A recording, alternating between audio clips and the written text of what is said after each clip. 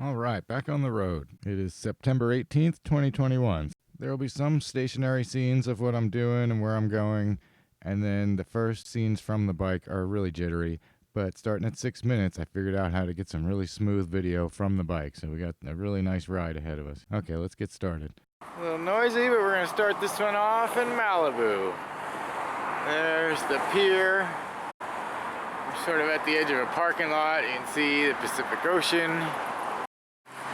Here's sort of central Malibu, and there's the good old bike and the Pacific Coast Highway full of cars. Fish Grill right over there is fantastic, but it's only 10:15 in the morning, a little too early. So I left Berkeley about 1 a.m. and drove all night down the 5. Interstate 5 is just, oh my gosh, so fast. Just 85, 90 the whole way. Just in the darkness. It's a long, boring road. Here's good old Malibu. There's the rich and famous people's houses and apartments along the beach. There are more out that way. They're all over the place. And then, of course, there are the castles up on top of the hills. Just beautiful. There's these little stairways are beach accesses, and then when the tide is low enough, you can walk along. It's all public. I love it out here. Oh, wow, look at this. Whoops. Oh, that looks like fun.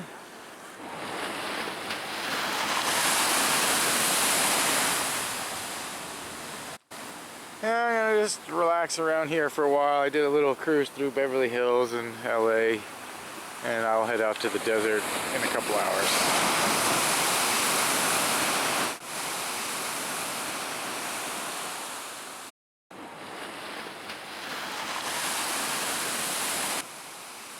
There's the RV section over there. A little beach stop that actually has a little restroom. And I'm gonna just enjoy the coast for a little bit here. After riding half the night, I'm gonna take a little nap right here by this wall. So nice, and I enjoyed talking to this guy. He's waving goodbye over there. Oh my gosh, I had woken up just before, a little while ago, and there was a guy here just before that guy. And oh my gosh, he was nuts. This guy just rambled at me for like 20 minutes. But yeah, he finally left, and then this guy was a breath of fresh air. And yeah, this first bit of video is going to be kind of jittery, but I wanted you to see what it's like to drive along the coast here on the Pacific Coast Highway. Sometimes you're blocked by houses, but you get a lot of nice ocean views along this road. Oh, there's a group of bikers. We always wave at each other. My license plate says wet traffic, but I'm stuck in it here. It's just too tight. I can't even get between these people. I'll mention about the RVs real quick. Yeah, coronavirus. There's still a lot of people. There's always some people camping out here, but there's a lot more getting away with it because of coronavirus. It won't be going on much longer. And as I turn off of the Pacific Coast Highway onto the 10, you can see this camera setup is not working. All right, a few hours later, we're out of the metropolis and into the wide open desert. I'm somewhere south of Barstow on the 15 here. In case you're wondering, the bike is a 2001 Honda Shadow 600. I bought it new. It now has over 66,000 miles on it and still runs great. I've done, 8 or 10 of these trips, and after the first few trips, I figured out a pretty good system for tying my gear on, so everything might look a little funny, but it's on there really tight. So I'm going to head to camp outside of Barstow, and we'll pick this up in the morning. Taking the back road from the 15 down to the 40 through Newberry. It's windy and 90s. It's going to be a nice day in the desert. Overlooking the 40 freeway, we're in Ludlow. In the wide open desert, we're headed east towards Mojave National Preserve. There's the 40 I came in on right there. Here are the Granite Mountains, and I'm going to take Kelbaker Road north back to Baker, and then take the 15 south back to my camp. Just a leisurely cruise through the preserve. You gotta be kind of careful through here. There's a lot of wildlife, there's a lot of gravel on the road, and the law enforcement rangers would love to give you a speeding ticket, so you stay within the limits through here. I made a few stops, but basically just drove through. Of course, I'm gonna get a view of some cinder cones.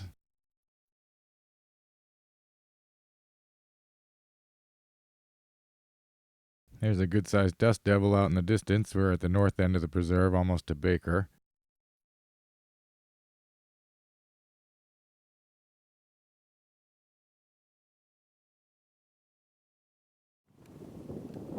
And Baker's right out there. I'm gonna go sit in the air-conditioned whatever and get some lunch. And then I head back to camp out that way. 15 freeways right there. Tomorrow we'll pick it back up in Baker after lunch and head towards Death Valley. About to head into the very empty nothing. It is so windy I wasn't sure I was going to make it, but it's not too terrible. Harry Wade Road is the back way into Death Valley on my left, Dumont Dunes area on the right. This is some wide open desert. This is an old borax mine site I've stopped at before. The sign says they would come out here in the summer when it was too hot to be in Death Valley, which is kind of a joke. It's like 5 degrees cooler out here. But you do have a little piece of the underground Amargosa River coming to the surface, and that kind of filters out into the whole valleys. A little bit of grasslands out there compared to the sandy creosote bush everywhere else. It's sort of a strange little desert oasis here. Super windy, but also mid-90s. It's really nice. It's middle of September, so the weather's kind of perfect for me. I'm usually out here in August when it's a lot hotter, but I decided to take it easy this year.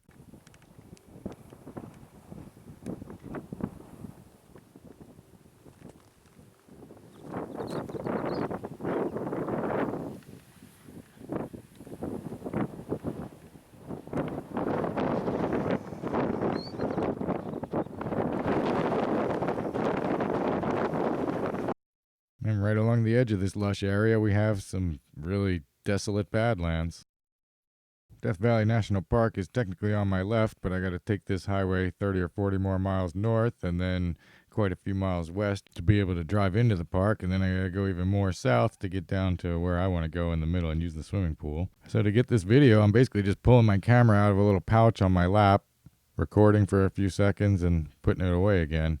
Safe enough on the empty roads. Later on, maybe not quite as safe, but it's working well enough, and we're getting some real nice video. Looks like we're waiting for a pilot car. They're doing some paving up ahead. Glad it's only 100 and not 120 today. Of course, that was September 2021. March 2022, it was almost $9 before it started dropping again.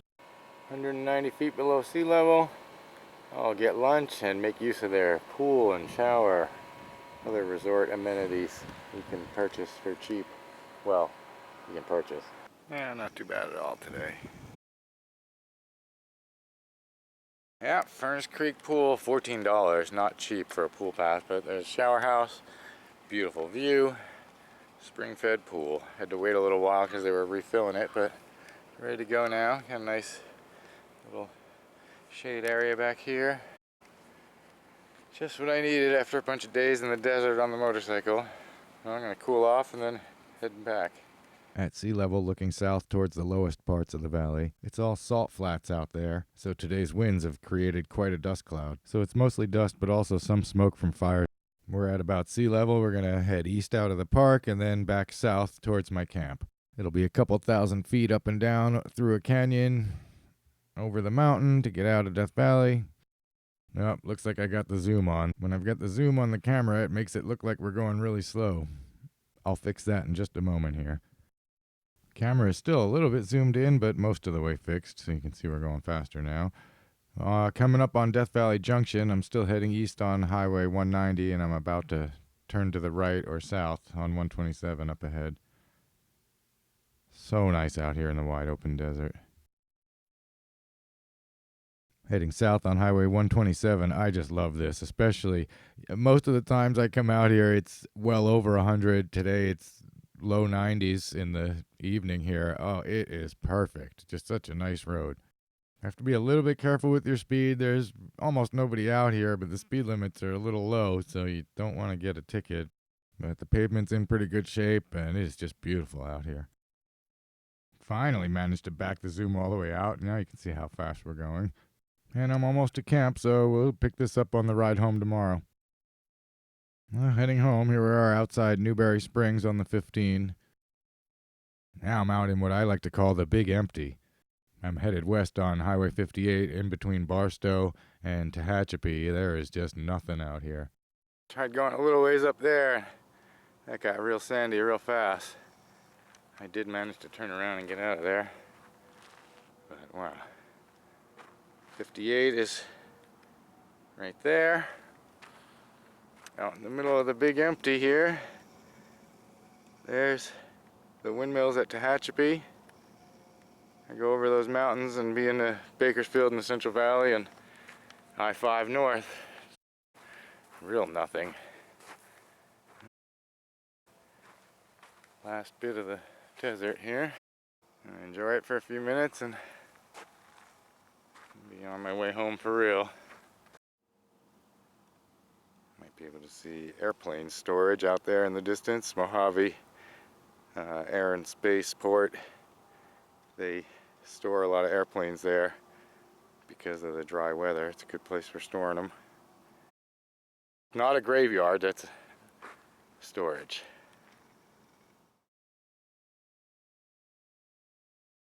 Crossing over the Tehachapi Mountains, we're headed westbound. It's a little faster in this direction because our starting elevation was a little higher than it is on the other side. In the other direction, the steeper climb means slower trucks and often more traffic.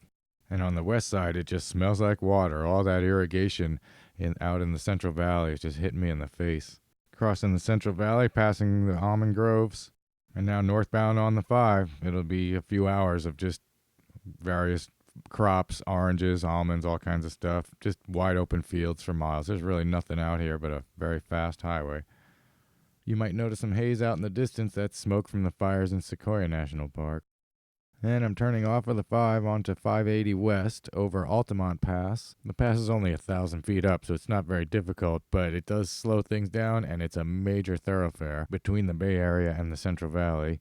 Look at that traffic going east. Passing through Castro Valley, you can see the commuter train tracks on my left. Now we veer off towards Oakland.